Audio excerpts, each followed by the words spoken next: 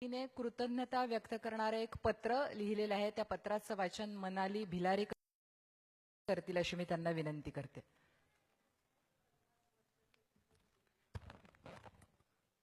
आदरणीय पवार साहेब, सन विवी, खूप वर्षापासून तुम्हाला पत्र लिहायचं मनात होतं. सगळ्या महिलांच्या भावना तुमच्यापर्यंत पोचवायच्या होत्या. तुम्ही आमच्यासाठी केलेल्या अगदी सगळ्या गोष्टींसाठी तुम्हाला थँक्यू म्हणायचं होतं. पवार साहेब, तुमच्याबद्दल आमची एक तक्रार सुद्धा आहे. तुम्ही निस्वार्थीपणे एक कर्मयोग्यासारखे आमच्या कल्याणासाठी, प्रगतीसाठी निर्णय घेत गेलात. सर्व क्षेत्रात आत्मविश्वासानं वावरणाऱ्या आमच्याकडे पाहून तुम्ही कृतार्थ राहिलात. श्रेय घेण्यापासून मात्र तुम्ही कायमच दूर राहिलात. आज तुम्हाला आवडो न आवडो, पण आम्हाला तुम्हाला थँक्यू म्हणायचं आहे. शिक्षणासाठी ग्रामीण भागातून पुण्यात येणाऱ्या मुलींसाठी तुम्ही भव्य वसतिगृह बनवलं.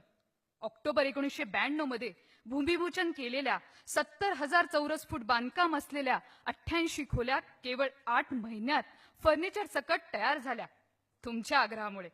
या वेगामागं कारण होतं गावोगावच्या मुलींचं एक शैक्षणिक वर्ष वाया जाऊ नये. ही दूरदृष्टी तुमच्याबद्दलचा आदर अजूनच वाढवते. या सर्व मुलींच्या वतीनं तुम्हाला थँक्यू म्हणायचंय.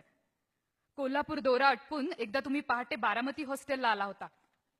थंडीच्या कडाक्यात गेस्ट हाऊसला तुमची वाट बघत एक बाप आपल्या मुलीला घेऊन उभा होता. रात्रभरचा प्रवास, कडाक्याची थंडी पाहता खरं तर थेट थोडंसं पडावं वाटणं स्वाभाविक होतं. पण पहाटेच्या अंधारात काकळत उभा असलेला बाप आणि त्याची मुलगी कोणत्या तरी समस्येत आहे हे तुम्ही जाणलं. मुलीच्या मेडिकल कॉलेज प्रवेशासाठी त्यांना मदत हवी होती. तुम्ही तातडीनं त्या मुलीच्या डॉक्टर होण्याच्या स्वप्नातले अडथळे दूर केले. त्या मुलीच्या आणि तिच्या वडिलांच्या वतीनं तुम्हाला थँक्यू म्हणायचंय. तुमच्याबद्दल सगळ्यात अभिमानाची गोष्ट म्हणजे भारतात महिला धोरण राबवणारं पहिलं राज्य हा सन्मान महाराष्ट्राला मिळाला. मुख्यमंत्री एक वेळ लाल दिव्याची गाडी स्वतःकडे ठेवणार नाहीत, पण स्वतःकडे असलेलं गृह खातं मात्र कधी सोडणार नाहीत. पण तुम्ही गृह खातं स्वतः सोडून समाज कल्याण खात्याचा कारभार आपल्या ताब्यात घेतला. पहिल्यांदा महिलांसाठी स्वतंत्र महिला व बालकल्याण विभाग निर्माण केला. तुम्ही वैयक्तिक लक्ष घालून राज्याचं पहिलं महिला धोरण अंमलात आणलं. याबद्दल तुम्हाला थँक्यू म्हणायचंय. कित्येक स्त्रियांनी कधी घराचा उंबरठा ओलांडलेला नव्हता. नवरे निर्णय घ्यायचे. बायकांच्या नशिबी फक्त अंगठा होता.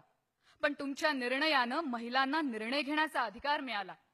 त्यांच्या हातातल्या पाळण्याच्या दोरीबरोबरच सरपंच म्हणून तिरंग्याची दोरी धरण्याचा मान त्यांना मिळाला. दारू ही तर बायकांची सगळ्यात मोठी शत्रू.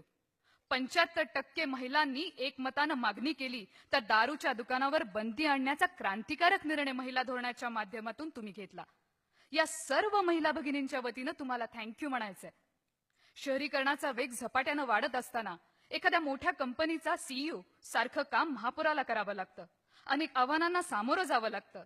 अशा मोठमोठ्या शहरांचा गाडा आत्मविश्वासानं व समर्थपणे हाकत असलेल्या या सगळ्या महिला महापौर भगिनींच्या वतीनं तुम्हाला थँक्यू म्हणायचंय. वडिलोपार्जित संपत्तीत समान हक्क, महिलांचं शासकीय घरावर तिचं नाव, हे आणि असे अनेक निर्णय तुम्ही मुख्यमंत्री असताना घेतले. संरक्षण मंत्री असताना महिलांनी सैन्यात यावं म्हणून तुम्ही पुढाकार घेतला. पुढे बराक ओबामा देशात आल्यावर त्यांच्या समोर संचलनाचं नेतृत्व करणारी महिला अधिकारी पाहून आम्हा सर्व स्त्रियांचा ऊर भरून आला. विकासाच्या गप्पा मारणाऱ्या माणसांच्या गावात गेलं की कळतं सत्य काय आहे. तुम्ही देशात आदर्श बारामती बनवून दाखवली. विकास म्हणजे काय हे सांगायचं असेल तर लोकांना बारामतीचंच नाव घ्यावं लागतं.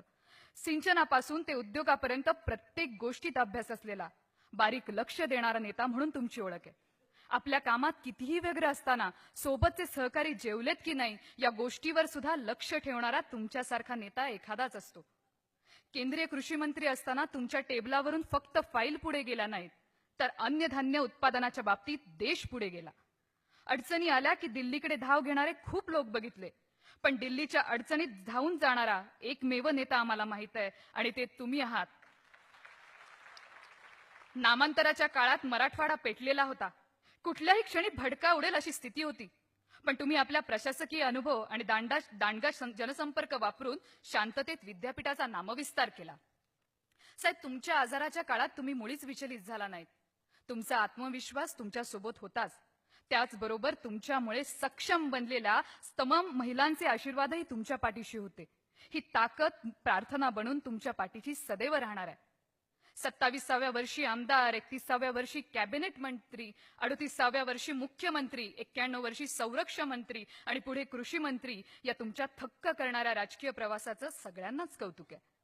तुमच्या आयुष्यातल्या प्रत्येक टप्प्यावर स्त्रियांच्या सर्वांगीण विकासाचे निर्णय तुम्ही घेऊ शकलात, कारण तुम्ही वारसाच अशा आईचा चालवत आहात.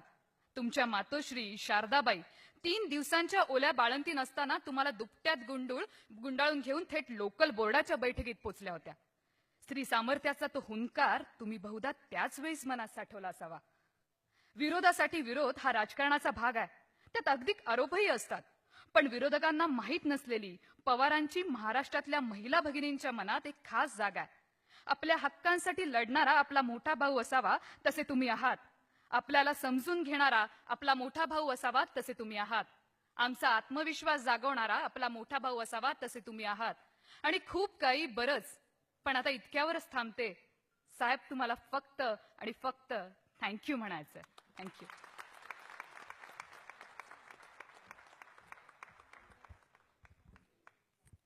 धन्यवाद मनाली.